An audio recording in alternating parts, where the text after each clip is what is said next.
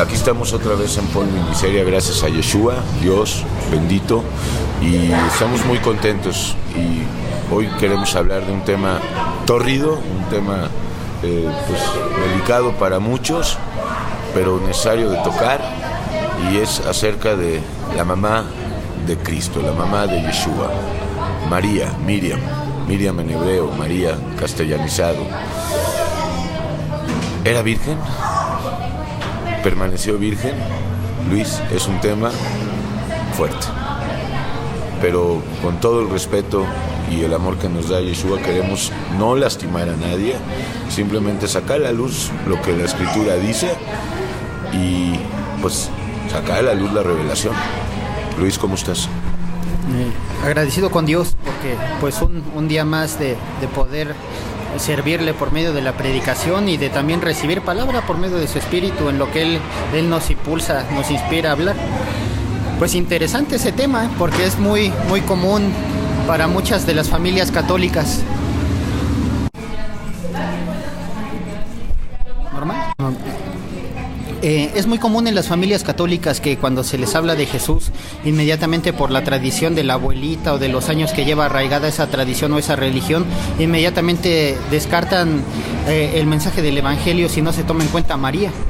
Entonces es importante poder notar que a María misma en Juan 2 dijo en la cena del Señor, en las bodas de Canaán, hagan todo lo que Él les diga. Ella se reconocía que ella no podía, aunque es utilizada este pasaje de las bodas de Caná en el clero para decir que María era mediadora. Sin embargo, ella nada más dice hagan todo lo que Él les diga. Recordemos que en Génesis 41:55 también Faraón les dijo hagan todo lo que José les diga, y no por eso José era mediador. Así es. Bueno, ahorita llegamos al punto de más grave de todo que han llevado a la Madre de Cristo a nivel intercesora o mediadora o corredentora. Vamos a partir de un texto en Lucas 2, versículos 6-7, donde se nos dice ya algo. Dice, aconteció que estando ellos allí, estos ellos son María y José, se le cumplieron los días de su alumbramiento, a María obviamente, y dio a luz a su hijo primogénito, y lo envolvió en pañales y lo acostó en un pesebre porque no había lugar para ellos en el mesón. Ok, entonces dio a luz a su primogénito, como dando a entender que no fue su único hijo, porque si hubiera sido el único, quizás hubiera sido mejor unigénito. Sin embargo, ahí no se dice unigénito. Ahora, hay muchos versículos donde se habla de hermanos, de hermanas de Cristo, se habla también de María dudando de Yeshua misma, y pues cuando Yeshua contundentemente es buscado por su madre y sus hermanos, él ya categóricamente dice, mis madre y mis hermanos son aquellos que hacen la voluntad de mi Padre. Es un tema profundo, poco a poco, Luis. Sí, hay que recordar que el Señor Jesús muchas veces hizo a un lado el culto a María, puesto que él ya sabía que en un momento dado eso iba a suceder en un futuro. Vamos a recordar algunas de las historias. Por ejemplo, en Lucas 11, de versículos 27 al 28, dice que mientras Jesús decía unas enseñanzas, una mujer de entre la multitud levantó la voz y dijo, bienaventurado el vientre que te trajo y los senos de los que te amamantaron. Pero Jesús le respondió, antes, qué bendecidos, qué bienaventurados los que oyen la palabra de Dios y la obedecen. Dando a entender con ello que no importa tanto la madre de la cual vino él, sino que lo que importa es obedecer la palabra de Dios. Así es. Muchos y muchas creen, obviamente más los católicos, los evangélicos, pues obviamente en este sentido están bien, pues piensan que María era un ser especial y que no era como nosotros. Bueno, tienen el dogma de la Inmaculada Concepción, que quiere decir, si no me equivoco, que es que cuando el Espíritu Santo concibió al Santo Ser, a Yeshua el Mesías, el pecado de María fue quitado.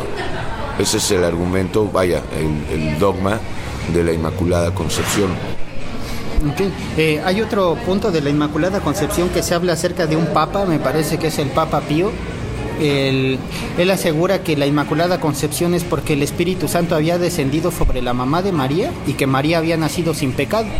Esta es una herejía, eso no es verdad. O que se le quitó el pecado en el momento en que concibió por el Espíritu Santo a Yeshua, porque están las dos posturas, o que nació sin pecado o que no tenía pecado, lo cual es una herejía, o esta otra cosa que se defiende con este dogma aberrante de que en cuanto fue concebido Yeshua, también el pecado de María.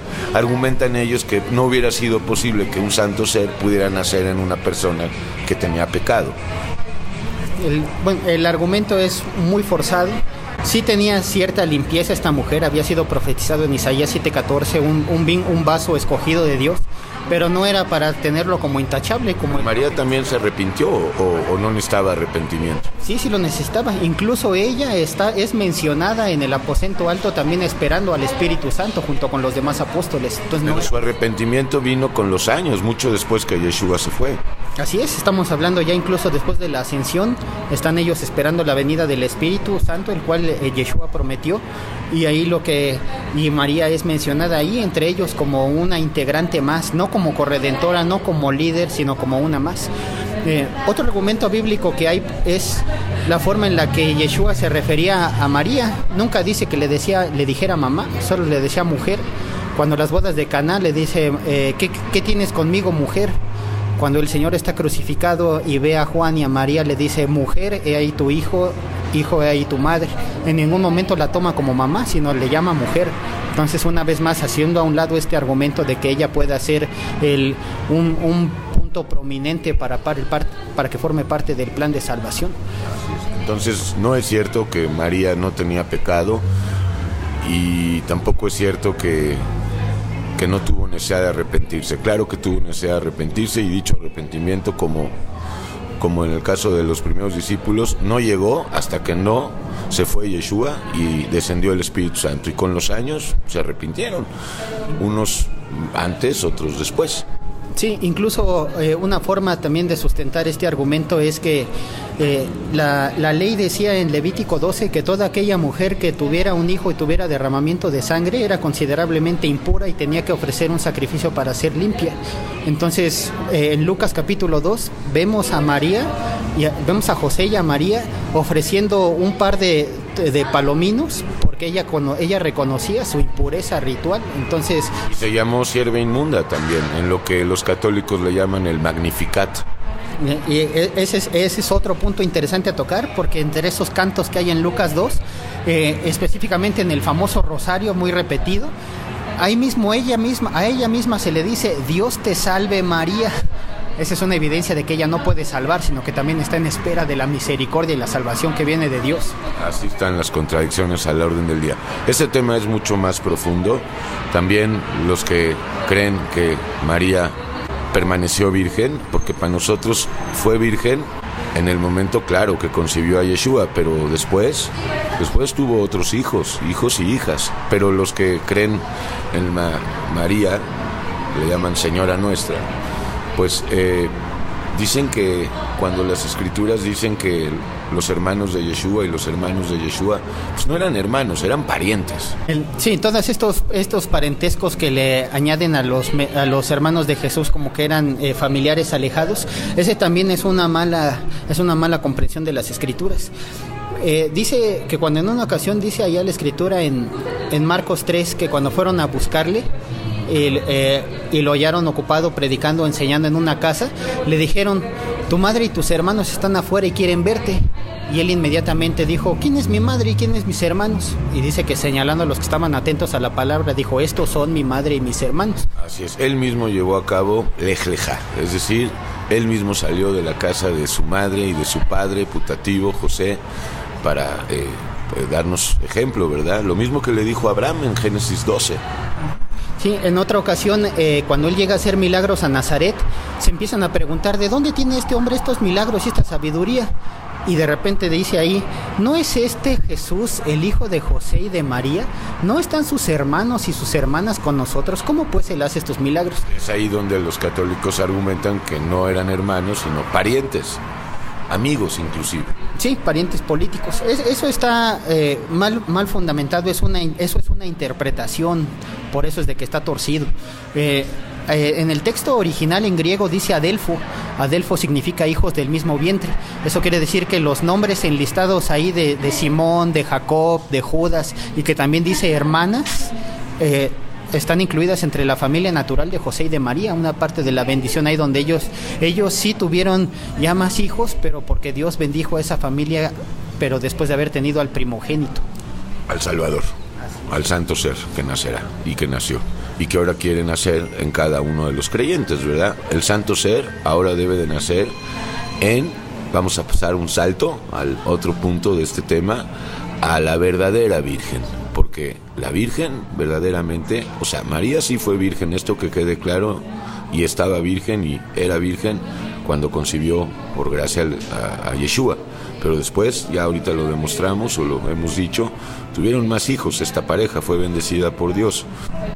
Entonces aquí tenemos que sacar a la luz el punto de que la Virgen verdadera es la Iglesia. Pablo habla de esto, una Virgen pura y sin mancha, que es la Iglesia. Entonces tenemos que, claro, volver a nacer, pero para volver a nacer hay que volvernos pobres. María era una pobre espiritualmente hablando, por eso también pudo nacer Yeshua ahí. Era una mujer que sabía su miseria, y esto es importante porque a lo mejor creen que Yeshua debía de nacer nada más en María. Sí, corporalmente sí, para llevar a cabo la expiación, pero espiritualmente quiere nacer, quiere derramarse en esa Virgen pura y sin mancha y sin arruga, que es la Iglesia, la cual es sombra y figura solo María, sin quitar el hecho de que sí fue el receptáculo escogido para dar a luz a Jesús en carne, a Dios en carne. Así es. Terminando con el punto anterior de la falsa María, incluso en los cánticos de las posadas le llaman "Oh María, Reina del Cielo", pero para los que la tienen en esa posición, los invitamos a Jeremías 7 y a Jeremías 50 y 51.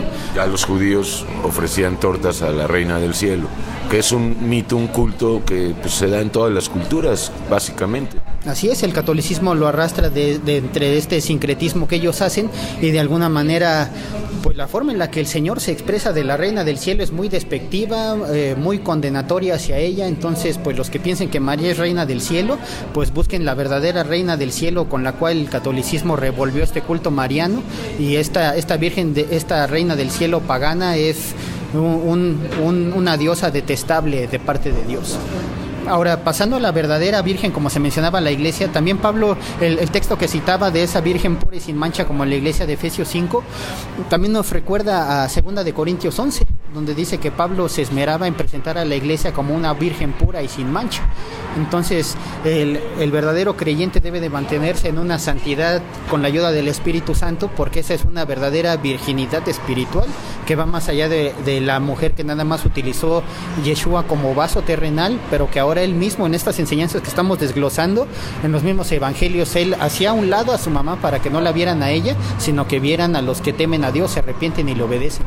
Y para caminar en virginidad, pues hay que dejar de fornicar espiritualmente con los ídolos. Eso es lo que nos hace realmente vírgenes. El alma virgen es aquella alma que ya no fornica con los ídolos de este mundo. Vaya, ya no adora a nadie más que a Dios, y no pone su confianza y su esperanza en nadie, sino en Dios.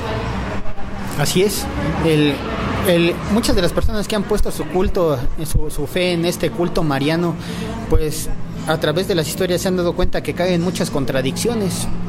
Hay muchas profecías que no se han cumplido, y eso es muy curioso, porque también dice la Biblia en Deuteronomio 18 que si alguien en aparente revelación, visión o falso profeta dice algo que no se cumple, dice tajantemente: no tengas temor de él, son mentiras. Entonces tales apariciones demoníacas con tales mensajes, al no cumplirse, son parte del engaño de los que están presos en esa religión. Así es. Pablo mismo dice que solo hay un Dios y un mediador, Jesucristo, Dios hecho hombre. ¿Cómo pueden contestar a esto los católicos que creen que hay una corredentora o ven en María una corredentora? Inclusive muchos ya la ven mayor al Hijo. Sí, están muy graves ahí. En una ocasión esa pregunta, utilizando ese pasaje, 1 de Timoteo 2:5, le preguntaba a una persona que era católico, según él, seguidor, Y la respuesta que él me daba era, lo que pasa es que Jesús lleva a Dios, pero María nos lleva a Jesús. Bueno, es un bonito juego de palabras, pero hueco. Totalmente hueco, porque pues esas palabras quedan descalificadas el sinfín de veces que en los evangelios está que Yeshua decía, venid a mí, venid a mí. Y él mismo dijo, solo hay un camino, nadie viene al Padre sino por el Hijo, no dijo por el Hijo y la madre del Hijo. Así es, dijo solo por mí, y ahí quedó descartada María, filosofías, religiones, y nada más hay un camino que es Yeshua. Diezmos, ofrendas, solo el Hijo, comiendo la carne y bebiendo la sangre, obediencia. Así es, pero en el Hijo, no en María. María como tal no tenía muchas cosas que ofrecer. Ahora, una de las cosas que también utilizan para darle una posición muy grande a María es hablar de la ascensión de María. Para ellos dicen que también fue llevada al cielo, que fue arrebatada, que no murió. La Asunción. Así es. Sin embargo, hay evidencias arqueológicas que han encontrado la tumba de lo que se dice que era María, allá en la región de Efeso. Y es curiosa esa región, porque el hecho de que Jesús le haya dicho, hijo, he ahí tu madre, diciéndole a Juan, y dice que desde aquel día el discípulo la recibió en su casa, pues en esa región de Efeso, en donde estaba Juan en Apocalipsis, muy seguramente lo acompañaba María. Entonces es un buen lugar geográfico para encontrar la tumba. Hay quienes la quieren encontrar en Jerusalén, pero de cualquier forma lo que sí es palpable ahí a la luz de este tema es que al volverse turbio no está la salvación, ni hay que poner la fe en ese acontecimiento que está inventado, ¿no? Así es, y aunque existiera la tumba o no exista, da igual. La pregunta sería esta: ¿qué encuentran los mariólatras, o sea, los que rinden culto a María, en ella para seguir creyendo en ella? Porque yo no veo poder en aquellos y aquellas, poder espiritual, Espíritu Santo, que creen en María. Solo veo un gran romanticismo, un gran sentimentalismo, un amor inculcado culturalmente desde niños, y me llama la atención. Yo como exjudío pues no creí jamás en María, ni mucho menos. Pero ¿cómo hay tantos casos de evangélicos? La mayoría de los evangélicos vienen de la Iglesia Católica y han dejado de creer en esto. Es un milagro verdaderamente, no es nada fácil, es imposible, humanamente hablando, quitarle a una persona o hacerle entender que esto es una grave herejía. Creer que María está intercediendo a la diestra del Padre junto con Jesús, que ascendió a la diestra del Padre y que tiene un lugar prominente. Esos argumentos están muy llenos de herejías. Vamos a empezar a desglosar las herejías. En primer punto, pues María, el hecho de que la quieran poner en esa posición, mayormente su argumento es porque es la religión que lo dejaron sus padres. No tienen un argumento sólido, un argumento de convicción. Simple su argumento es que esto me inculcaron. Entonces ya en ese momento ya queda descartada su evidencia que quieran tener. Otra herejía que se desata en esto es el querer llamarle María de Guadalupe. Ahí está otra cuestión. ¿De dónde sale o de dónde deviene de María a Guadalupe? Y bueno, esto en México, pero a Lourdes en Francia, a la Macarena en Sevilla. O sea, hablemos de esto.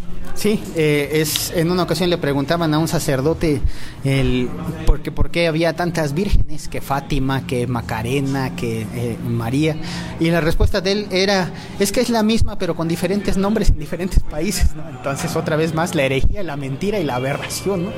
El nombre de Guadalupe ni siquiera es hebreo para decir que era María de Guadalupe. Hay bastante sustento en la historia universal que antes que el culto mariano y de esta diosa de la fertilidad llegara a Roma, nació en Turquía. Entonces, en Babilonia propiamente hablando. Sí, bueno, sí, nace en Babilonia, pero se empieza a esparcir, y cuando está en Turquía fuerte el culto y llega la conquista de algunos árabes y de algunos moros a la región europea, ahí van llevando este culto. Entonces lo establecen ahí, con el paso del tiempo lo quieren traer a México, pero ahí ya se empieza a desvirtuar, ahí ya se empieza a descarar la herejía, porque de repente vienen con Tonantzin. Aquí en Mesoamérica había este culto a Tonantzin. Así es, en el cerro del Tepeyac. Entonces de repente quieren quitar a la Tonantzin para poner a Guadalupe, para que entrara el evangelio, vaya, para asimilar a los indígenas y bueno, y a todos a la fe católica. Así es, pero cuando ellos intentan hacer esto, sin duda también hay algunos de los mismos frailes que no están de acuerdo. Bernardino de Sahagún, Fray Juan de Zumárraga, todos ellos escriben en sus libros de literatura de puño y letra que no estuvieron de acuerdo con la mentira, con el engaño de la aparición y del tal Juan Diego. Y ellos escriben que no estaban de acuerdo y escriben los motivos por los cuales no checa esta falsa evidencia para introducir este culto. Entonces, y la imagen misma ya es antibíblica, ¿no? No harás imagen de Dios ni en el cielo ni en la tierra. Por eso los verdaderos creyentes ni siquiera tienen un crucifijo en sus casas. Ellos están crucificados, que es lo que hay que hacer.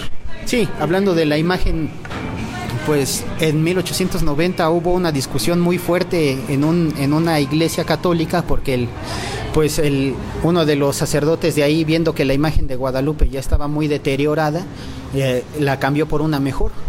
Pero él, queriendo hacer este engaño, cuando le dijeron al siguiente día que qué le había pasado, él dijo, pues es que con su poder ya adquirió mejores colores.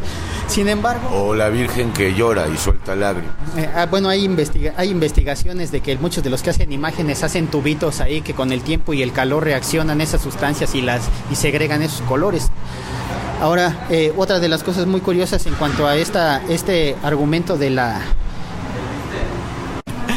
Y entonces la respuesta que este sacerdote trataba de dar es, con su poder, pues adquirió mejores colores. Sin embargo, no faltó la feligres que dijo, oiga, pero pues la imagen anterior tenía corona y esta no tiene corona, porque la Virgen de Extremadura tenía corona y la de acá no. Entonces, pues... para contradicción y tristeza de este sacerdote, su respuesta lo condenó, porque dijo, lo que pasa es de que pues el dedo de Dios se la borró. Pues sí, qué fácil. Pues supongamos que es poderosa la respuesta que dio este sacerdote, pues entonces no tiene ninguna virgen que andar haciendo como reina, puesto que Dios no la quiere, ¿no? Así es, y siempre acuden a María para pedirle milagros, ¿no? La Virgen milagrosa, ¿no? Y se pierden, porque pues el milagro más grande es la resurrección de Cristo. María no se dice en ningún lugar que haya resucitado, y no nos importa el dogma católico, porque eso es extrabíblico. No hay fundamento en la Biblia, no hay tipo, no hay símbolo ni profecía bíblica. El único lugar en donde se menciona a la Virgen del Antiguo Testamento es en Isaías 7. Otra de las herejías que se desata de ahí es poder contemplar cómo es que se defiende mucho de que María es mediadora. No, pero ese punto es importantísimo, porque las implicaciones o consecuencias de creer que María tiene esta capacidad o virtud es gravísima. Sí, eso se lo atribuyeron los papas en las famosas canonizaciones y dogmas y aparentes discursos que ellos reciben y exponen desde la plaza, pero realmente no hubo ninguna autoridad apostólica puesta por el Espíritu Santo en la Biblia que revelara algo que de alguna manera sí era importante que quedara registrado. De haber sido un evento importante, no tenía por qué ser omitido. El hecho de que no se registre es que no es necesario, y en este caso pues tantas cosas que estamos viendo es que nunca sucedió, ¿no? Seguimos nuestro estudio sobre ¿es verdad que María es la Virgen o únicamente fue virgen en el tiempo de la concepción del Mesías y después fue una mujer casada con hijos como cualquier otra mujer? En Apocalipsis 12 los católicos han querido también sustentar la virginidad de María y pues el papel corredentor que tiene para salvar o redimir. Bueno, pues para concluir, Luis. Pues una de las características que podemos tener para olvidarnos de que hay un culto de María muy dispuesto aparentemente ahí al alcance de poder dar salvación, de poder ser intercesor y de cumplir todas estas cosas, pues nos lleva a recordar un pasaje en Hebreos capítulo 8, versículo 6, donde dice la Escritura: pero ahora tanto mejor ministerio es el suyo, hablando de Yeshua, cuanto es mediador de un mejor pacto, establecido sobre mejores promesas. Ya Yeshua sí se le llama mediador. Su ministerio sí es el de atraer a los que quieren creer en Dios para que se arrepientan y tengan vida eterna. Y finalmente el texto nos termina diciendo que Él es el que ofrece las promesas, no María. Para terminar, una de las últimas herejías que faltaba por mencionar es que se le llega a llamar Madre de Dios. Pues Guadalupe no es la mamá de Dios, porque Dios es el principio del fin. María es la madre de Jesús en la tierra. Y el decir que María de Guadalupe es una confusión, son dos cultos totalmente diferentes y revueltos. Sincretismo romano. Así es. Pues, Luis, nos despedimos. Pues hacemos una invitación a todos los que quieran ver a Yeshua como único mediador. Él es el camino al Padre, no hay otro camino fuera de Él. Y todo culto que en alguna ocasión aún el mismo pueblo frente a Jesús quiso mencionar a su mamá, Yeshua siempre dijo, ella no, y siempre decía, venid a mí. El que a mí viene no lo echo fuera, venid a mí los que estáis casados y cargados. No dice, venid a mí por medio de mi madre. No, nada de eso. Siempre Él es la fuente de vida. Así es. Entonces, pues para que sepan, ¿no?, los que escuchan, que Yeshua quiere dar vida y que toda esa devoción, esa veneración, ese culto tan fuerte que presentan muchos que están aquí atrapados creyendo que hay corredentoras, pues más bien se lo profesan a Yeshua, ¿no? Y puedan empezar a vivir en el poder de Dios, poder para acabar diariamente con todas las manifestaciones del pecado que mora en nosotros, que sigue morando dentro de nosotros, pero una vez que Yeshua ha vencido, pues tenemos el Espíritu Santo, el Espíritu de Jesús, no el Espíritu de María, para vencer ira, soberbia, envidia, celos, para perdonar sobre todo, porque pues muchos piden milagros, pero pues, siguen sin perdonar, y pues si no perdonamos, pues es imposible recibir el perdón, aunque también decimos, si no recibimos primero el perdón de Dios, pues no estamos capacitados para perdonar 70 veces 7, ni mucho menos. Así es. Entonces, como conclusión, si tienen a María, como dicen las posadas, o María, Reina del Cielo, les volvemos a recordar el concepto del profeta Jeremías, y sin embargo en Yeshua, él decía, el que por mí entrare, saldrá y hallará pastos. Estas palabras jamás las dijo María. Así es, ahí están en Juan 10.